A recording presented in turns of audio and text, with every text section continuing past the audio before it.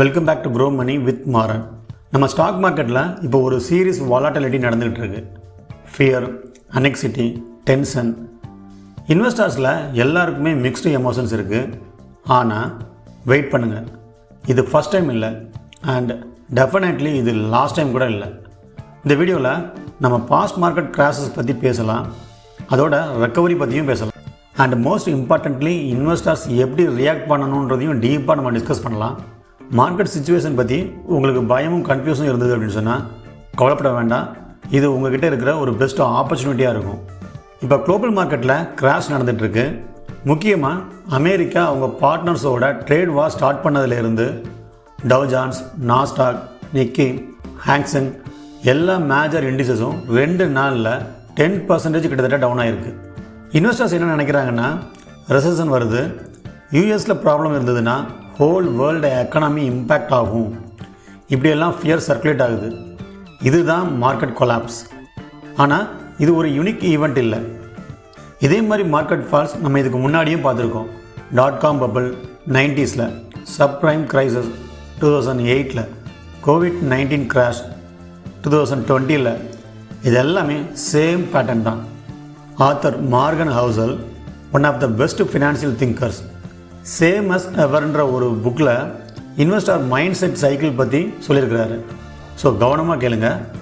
First, you assume good news is permanent. Then you become oblivious to bad news. Then you ignore and deny bad news. Then you panic at bad news and accept it. Then you assume bad news is permanent. Then you become oblivious to good news. Then you ignore and deny good news. Then you accept the good news and think it is permanent. And the cycle continues. இதில் fear and greedy பற்றி சொல்லியிருக்காரு. இதில் ஃபியருங்கிறது பார்த்திங்கன்னா, நமக்கு ஒரு நல்ல வாய்ப்பு கிடைக்கும் போதெல்லாம், அதாவது எக்கனாமிக் கிரைசிஸ் ஏற்பட்டு ஒரு மார்க்கெட் கீழே வரும்போதெல்லாம் நம்ம மக்கள் என்ன பண்ணுறாங்கன்னா, அவசரப்பட்டு அவங்களுடைய இன்வெஸ்ட்மெண்ட்ஸை வெளியே எடுத்துடுறாங்க. இதனால் அவங்க நிறைய முக்கியமான வாய்ப்புகளை இழந்துடுறாங்க. அடுத்ததாக கிரீட். இந்த கிரீட் என்ன பண்ணுதுன்னு பார்த்தீங்கன்னா, மார்க்கெட் ஏறும்போது மக்கள் அதிக லாபத்துக்காக நிதானம் இல்லாமல் நிறைய இன்வெஸ்ட் பண்ணுறாங்க.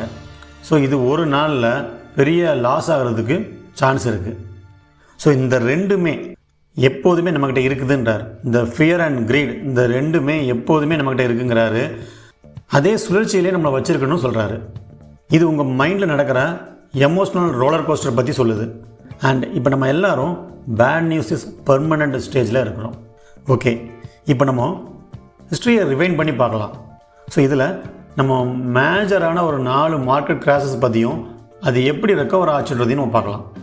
First, May 2004 political shock. NDA government defeat ஆச்சு. இதில் நிஃப்டி 1720 இருந்து 1290 வந்தது. அதாவது 25% இறங்குச்சு. அடுத்ததாக பார்த்தீங்கன்னா, வித்தின் 6 months 1760 வந்துச்சு. அதாவது இது ரெக்கவர் ஆச்சு. இது ரெக்கவர் ஆனது வித்தின் 6 months 1760, 33% ரைஸ் ஆச்சு. செகண்ட் ஒன் பார்த்தீங்கன்னா, May 2006 எமர்ஜிங் மார்க்கெட் கரெக்ஷன்.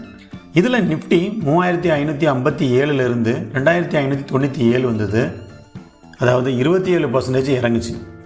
இதில் ரெக்கவரி பார்த்தீங்கன்னா, அடுத்த 6 months 3962, அதாவது 52% ரெக்கவரி ஆச்சு. தேர்ட் ஒன் பார்த்தீங்கன்னா, அக்டோபர் 2008 குளோபல் ஃபினான்ஷியல் கிரைசிஸ். இதில் 2 ட்ரேடிங் டேஸில் நிஃப்டி 22% இறங்குச்சு. இது திரும்ப ரெக்கவர் ஆனது ஏப்ரல் 2009. அது 50% என்ன பண்ணுச்சு, அதோடைய லோவில் இருந்து அப்பாச்சு, அதே 6 months. ஃபோர்த் ஒன் பார்த்தீங்கன்னா, மார்ச் 2020 COVID-19 கிராஷ். ஸோ நம்ம எல்லாருக்குமே தெரியும். இதில் நிஃப்டி 35% இறங்குச்சு. அதாவது 11,990 இருந்து 7,550 வந்துச்சு. இதில் செப்டம்பர் 2020 திரும்ப 11,900 வந்தது. அதாவது அதே 6 மாதத்தில். ஸோ இதில் இருந்து சொல்ல வர்ற பாயிண்ட் என்னென்னா, எல்லாத்துக்குமே காமன் ஃபேக்டர் என்னென்னு பார்த்தீங்கன்னா, ரெக்கவரி ஆஃப்டர் பேனிக் ஆல்வேஸ். அதுவும் just 6 months. Investor mind set பற்றி நம்ம பேசும்போது ஒரு விஷயம் கிளியராக தெரியுது. ஃபியர்ன்ற ஒரு எமோஷன் லாஜிக்கை விட ஸ்ட்ராங்காக இருக்கிறது. போர்ட்ஃபோலியோ 10% ட்ராப் ஆனால் நம்ம பேனிக் ஆகிறோம். ஆனால் இப்போ 30% டிஸ்கவுண்ட்டில் இருக்கிற ஷேர்ஸில் இன்வெஸ்ட் பண்ணோன்னா 50% கெயின் கிடைக்கலான்னு நம்ம யோசிக்க மாட்டோம். அதை தான் வாரன் பஃபெட் சொன்னார், be fearful when others are greedy and greedy when others are fearful. So இப்போது மார்க்கெட் க்ரைசிஸ் டைமில் இன்வெஸ்டர்ஸ் என்ன பண்ணலாம் அப்படின்றத பார்க்கலாம். இதில் ஃபஸ்ட், ஸ்டே காம். எமோஷ்னல் டிசிஷனில் நமக்கு பெரிய லாஸ் வர்றதுக்கு சான்ஸ் இருக்குது. ஸோ அதனால் ஃபஸ்ட்டு நம்ம பொறுமையாக இருங்க. Second, don't try to time the market. So நம்ம எப்போவுமே சொல்கிறது தான், so nobody can catch the exact bottom. யாருக்குமே மார்க்கெட்டுடைய பாட்டம் என்னன்றது தெரியாது. அதனால் மார்க்கெட் இறங்க போகுது, நான் எடுத்துடுறேன், மார்க்கெட்டை இறங்கினதுக்கப்புறம் இன்வெஸ்ட் பண்ணுறேன்றதை பண்ண வேண்டாம். தேர்ட் ஒன், எஸ்ஐபி கன்டினியூ பண்ணணும். அதாவது இந்த எஸ்ஐபி லாங் டேர்மில் நமக்கு ஆவரேஜிங் பண்ணும். ஸோ அதனால் மார்க்கெட் கிராஷஸ் டைமில் எஸ்ஐபியை ஸ்டாப் பண்ணாதீங்க, அதை கண்டினியூ பண்ணுங்கள். Fourth one, invest in quality stocks or index. So இந்த மாதிரி டைமில் நல்ல ஸ்டாக்ஸில், ப்ளூ சிப் ஸ்டாக்ஸ் இல்லை நிஃப்டி 50ல் இருக்க ஸ்டாக்ஸில் இல்லை நல்ல மியூச்சுவல் ஃபண்டில் இன்வெஸ்ட் பண்ணுங்கள். Fifth one, educate yourself. So market ஹிஸ்ட்ரியை ஸ்டடி பண்ணுங்கள். ஸோ அது உங்களுக்கு இதுக்கு முன்னாடி என்ன நடந்திருக்கு, ஸோ எப்படி ஒர்க் ஆகிருக்கு அப்படின்றது நமக்கு புரியும். சீசன்டு இன்வெஸ்டர்ஸ் இப்போ தான் இன்வெஸ்ட் பண்ணுறதுக்கு ஸ்டார்ட் பண்ணுறாங்க.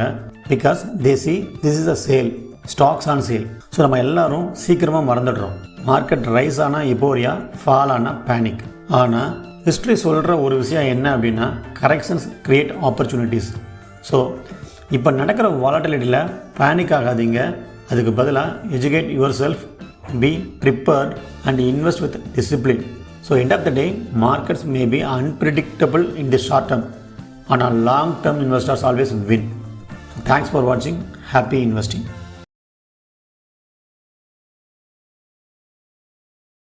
Mutual fund investments are subject to market risk. Read all scheme related documents carefully.